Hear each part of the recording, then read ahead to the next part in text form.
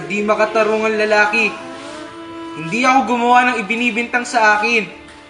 Nasilaw lang kayo ng pera ng walang kwentang Mariano Capule. Dito maaari! Kailangan ako ng aking Celiang mahal! O Celia, ito ba talagang ating tadhana? Ika'y nalayo at di maaaring makita. Ako'y gagawa ng awit para sa iyo, Celia, upang ating maungkat muli ang ating pagsisintahan.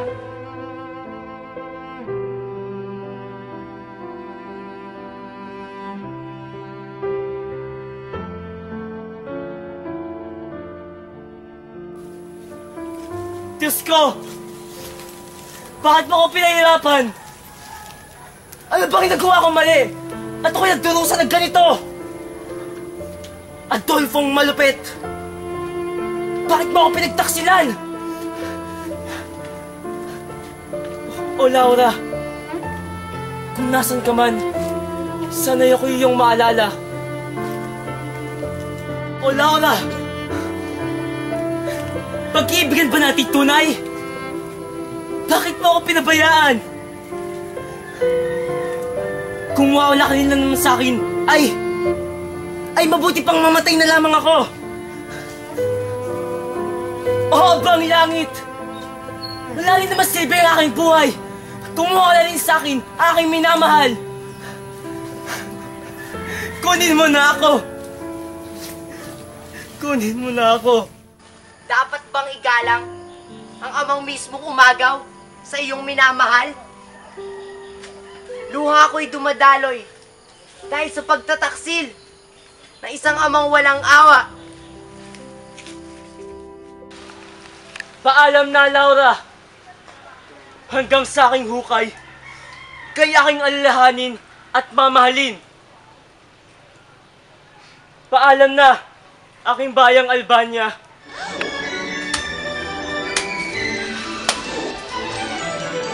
I can show you the world, shining, shimmering, splendid. Leon! Leon! Leon! Leon?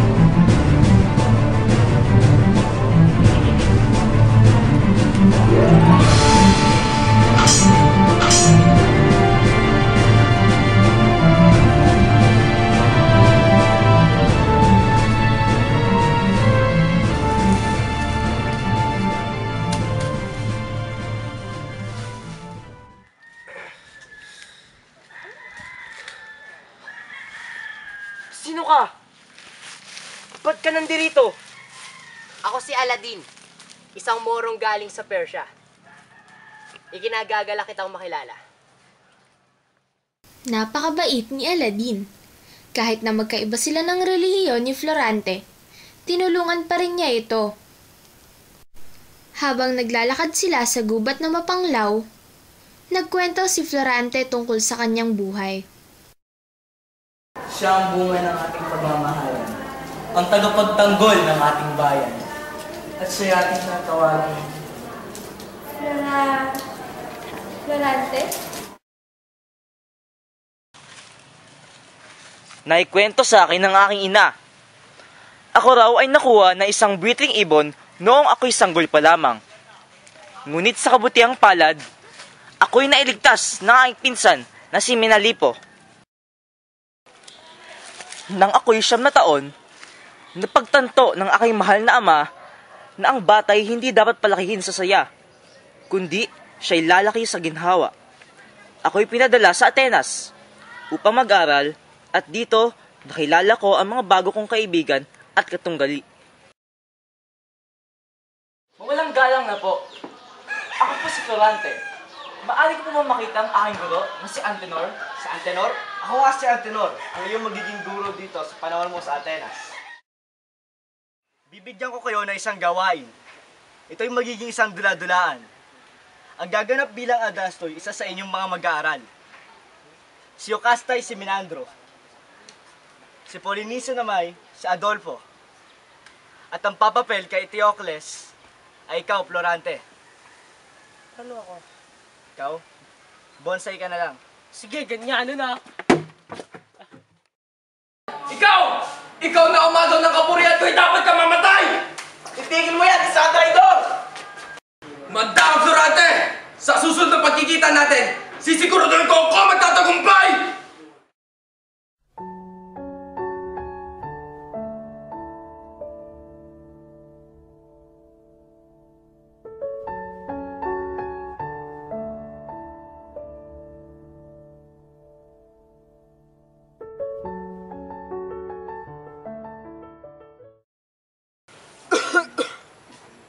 Ama, hindi ko po inaasahan na ganito kapait ang ating muling pagkikita. Sinusubok tayo ng tadhana, anak. Marahil nga po. Siya nga pala, ito po si Minandro, ang aking matalik na kaibigan. Kinagagalak ko po kayong makilala. Handa po ako mag-incon sa inyo. Gusto ko magpasalamat sa kabutihang ginawa mo sa aking anak.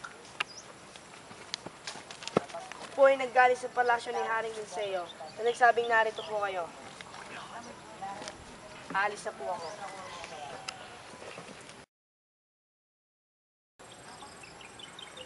Ito'y mula sa iyong ninuno na siyang monarko sa Crotona. Humihingi siya ng tulong ni Haring Linceo. Ang Crotona ay nakubkob na ng mga Moro. Sa pumumuno iyon, General Osmali. Ano po ang pasyon nyo, Ama? Mabutit nakarating ka agad. Nangangailangan ng ating tulang Crotona. Sino ba itong iyong kasama? Ang kanyang kiyas, ang akin na pangarap na gerero. Siya nga haligi ng Sentro Cotrino. Ay, siya ang aking bugtong na anak na inihandog ko sa mahal mong yapak. Siya si Florante at kagagaling lang niya mula sa Atenas. Mabuting panahon ng iyong pagdating. Ikaw magiging general ng hukbong dadalo sa Crotona.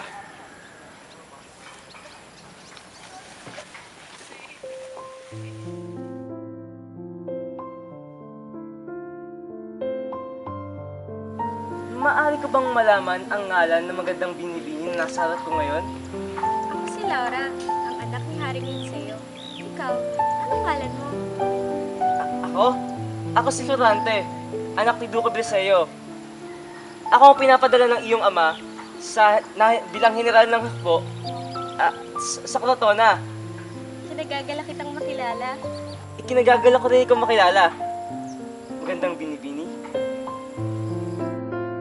Habang papunta sina Florante sa bayan ng Crotona, inunahan na sila ng hukbo ng Crotona na pinangungunahan ni General Osmali.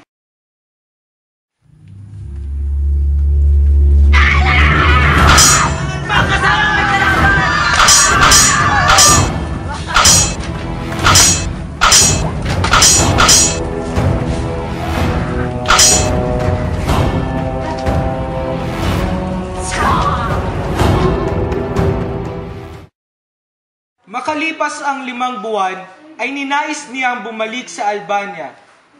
Sa pagbalik niya, bandila nila Aladin ang kaniyang nakikita. Sinong babaeng hawak ng morong yon? Malamang ay pupugatan ito ng ulo. Naku! Naway hindi ito aking pinamamahal na si Laura.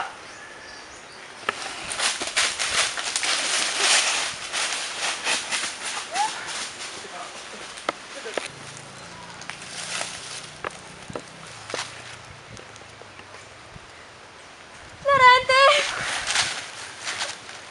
Salamat sa Diyos at narito ka na.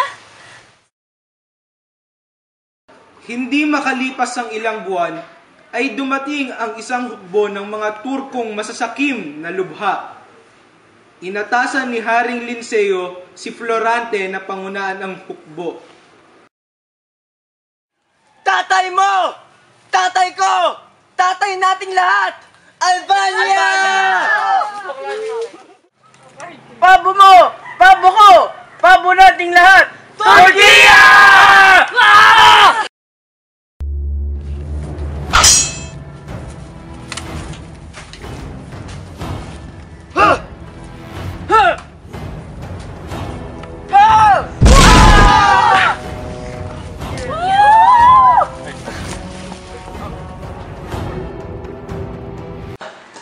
Matapos ito, ito'y nakatanggap siya ng liham na pinababalik siya sa Albania. Uy, nakita mo yung napatay ko kanina.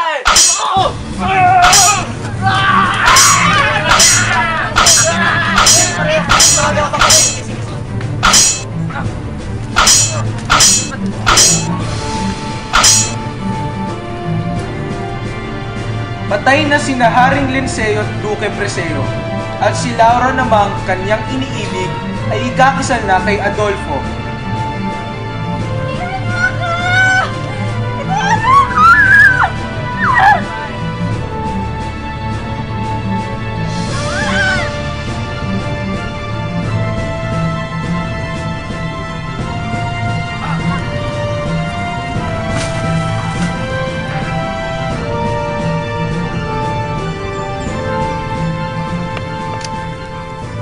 Ayos ka lang ba? Tara, umalis na tayo rito.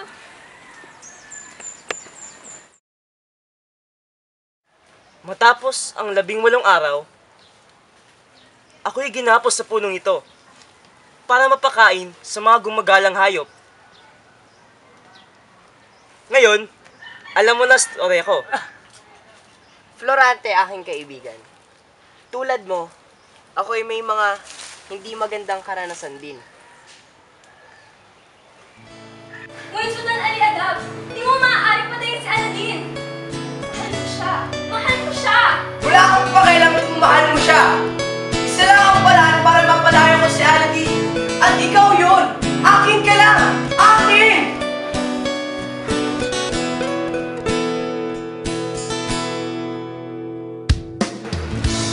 Aladdin, pumayag ako sa kondisyon ng iyong ama. Ako kapalit ng iyong kalayaan. Ano? Pero, paano tayo? Ang ating mga pangarap. Ang mahalaga lamang ay ligtas ka. Kay lupit din naman pala ng iyong pinagdaanan. Anong nangyari pagkatapos? Tumakas ako at hinanap ko si Aladdin. Ngunit kahit na siya ang aking nakita, ikaw ang aking natagpuan. Hindi ko man alam kung nasan ka. Wala man tayong komunikasyon. Maghihintay sa'yo buong magdamag. Dahil ikaw ang buhay ko. Kung inakala mo ang pag-ibig ko'y magbabago, itaga mo sa pato. Tumaan man ang maraming Pasko, kahit na di mo nabot ang sa'yo, kahit na di mo na akong marinig, ikaw pa rin ang buhay ko.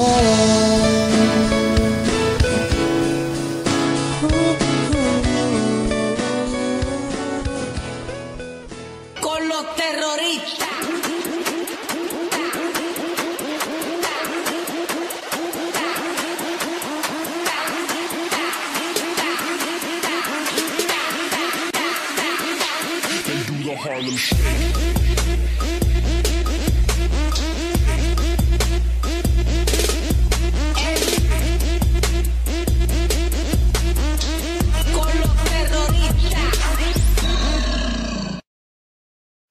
Con los terroristas.